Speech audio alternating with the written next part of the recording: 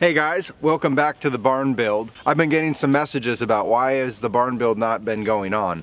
And there's a simple reason for that. I've been in the shop, I've been working, I've been doing a lot of other things.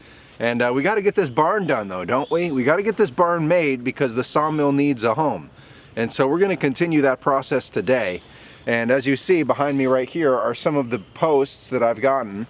And just to remind you, these posts came from a warehouse in Louisville, Kentucky that was a very old warehouse, and I had a friend that helped get me these posts, and he also gave me the beams we're going to use to build this entire barn. But I have to go through these because this is what we call a reclaim job. So today's job is to try to get all the nails, staples, bolts, all of that pulled out of the posts, and then hopefully we'll have time today after doing all of that to go to the sawmill and clean these up, and then we'll get to see this beautiful wood that is underneath here. And we're gonna have a beautiful barn when we're all done with this. And so let's get started and see what we got. Hopefully this is gonna be a good video for us today. And hopefully we don't run into too many snags, and hopefully I get all the metal out and don't destroy too many blades. So for all of you metal detector fans out there, I'm sorry. I still don't have a metal detector. Am I gonna get one? Yes, I think I'm gonna end up buying one. But I really don't want to wait the week it's going to take to get it from Amazon, and so there's no stores anywhere around me that would even have one. So I'm just going to go for it today, and we're going to try to get it done. Let's go.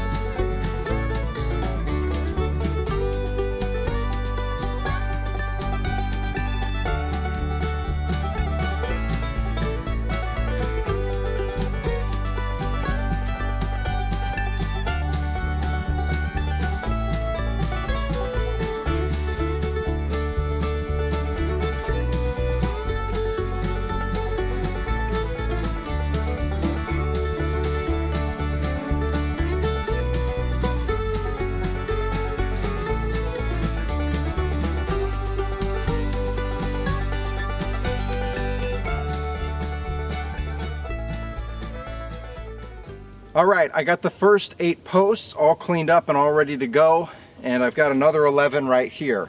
Now I need a total of 12 posts for this barn, and so I'm gonna have some extra, and what the extras are gonna be are the ones that maybe are not as good, wouldn't make as good of posts. Now the extra posts are gonna be cut up and they are gonna be used for bracing and things like that in the barn.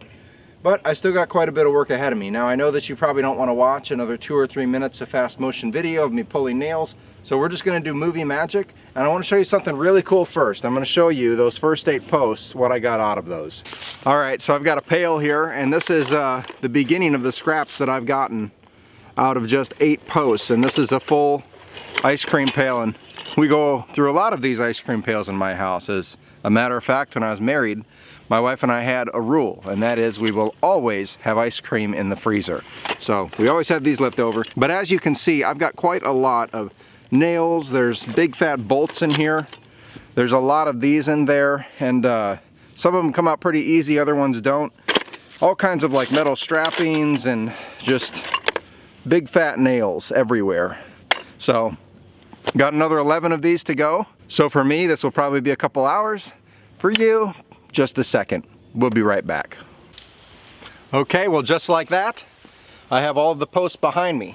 So I actually have 3 extra posts. I only need 12 and I ended up getting 15 clean ones. And so this is the next part of the process, which is just a skim cut on the sawmill. And I'm really excited to see what this looks like when I get it cleaned up. It'll have that kind of sawmilly, kind of rough looking edge on it, which I think will make the barn just look that much cooler. So let's go ahead and fire up the old sawmill and get going.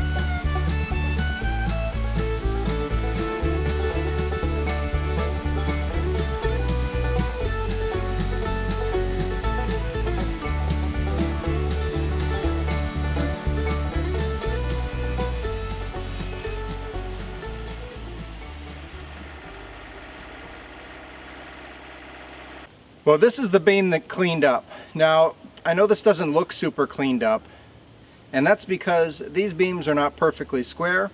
They're not perfectly flat. These are older beams that have been sitting around for maybe 100 years. But this is about as close as I can get. And they do have a little bit of paint remnants on them, as you can see. No matter how I flip it, you're going to see some of that. And I think what I'm going to do is, at this point, it comes down to how picky do I want to be about these sorts of things. Do I want to perfectly clean them up, or am I happy with it like it is?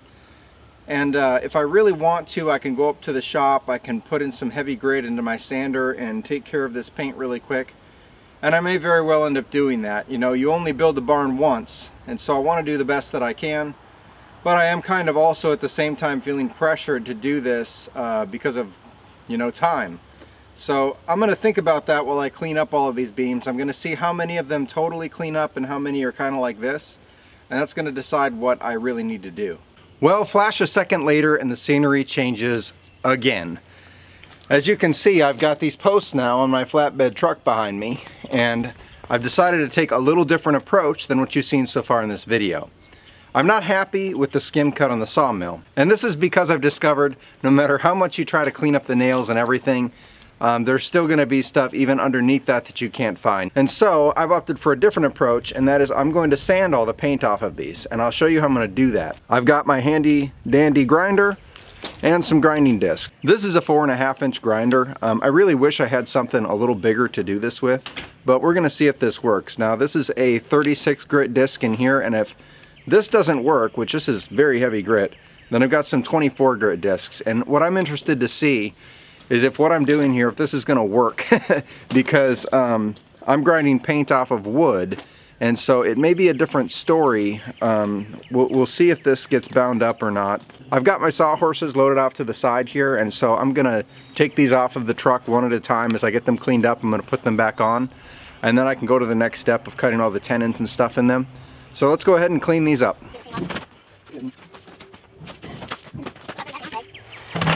Yeah, some are definitely heavier than others.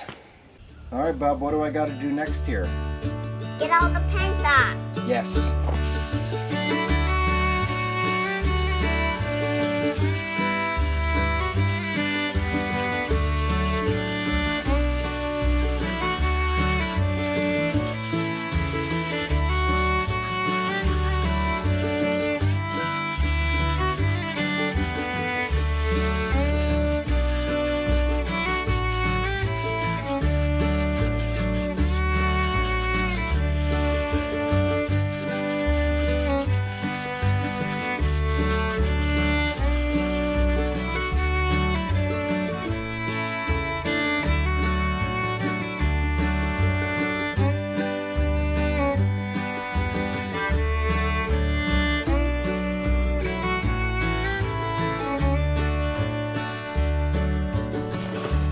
As you can see, I think it did an okay job. This beam right here, this had more paint on it than just about any of the ones that I have. This was one of the worst ones as far as paint goes. As far as the quality of wood, it's one of the best though. As you can see, in some areas here, there's still paint underneath, and that's just because the grain of the wood had risen so high over time. And I'm not too super concerned about that. You know, I don't mind conserving a little bit of where these things came from. And if anyone ever looks at it and says, hey, what's that paint on there? There's kind of a story behind that, you know? So this is one beam. Hey, I got 4 kids, so I got to be a little goofy every now and then. But I've still got all of these beams to go. And so it's going to be a longer day, but like I said, the worst one is probably out of the way. I've got this one here that's got a lot of paint on it too, but most of these are not so bad. I think they're going to clean up really quick. So hopefully by the end of the day I get all these cleaned up, and that's my main goal.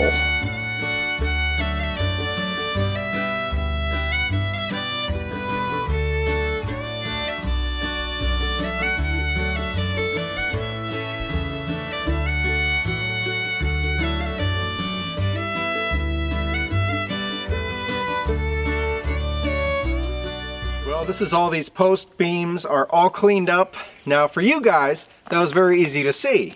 But for me, that was about 2.5 days of work. I tried a lot of different things as I went about trying to clean these up, and I'll tell you what worked best for me.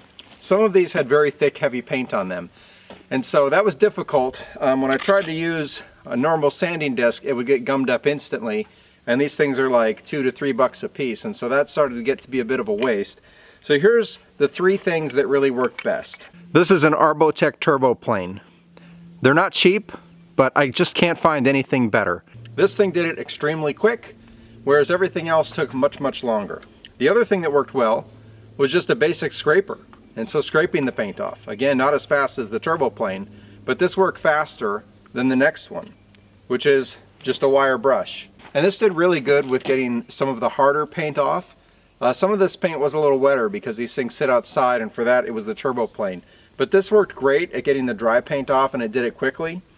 And then lastly, what I would do is I followed it up with just the sanding discs. And the ones that I found that worked best were the 24 grit sanding discs. And I know that these are made for metal, but guess what? It works on wood too, and it works very, very fast. So the next thing that I'm gonna do in the next video is I'm gonna cut all of these to length and start putting all the tenon work on them to accommodate the beams that are going to be sitting on top. Guys, if you like what you're seeing, especially if you're new to the channel, this is YouTube world, so you know what I'm going to say. Please go ahead and subscribe, hit the like button, hit the bell, hit all of those buttons, and follow along this journey with me as I continue to build this barn, do sawmill work, do woodworking, you name it.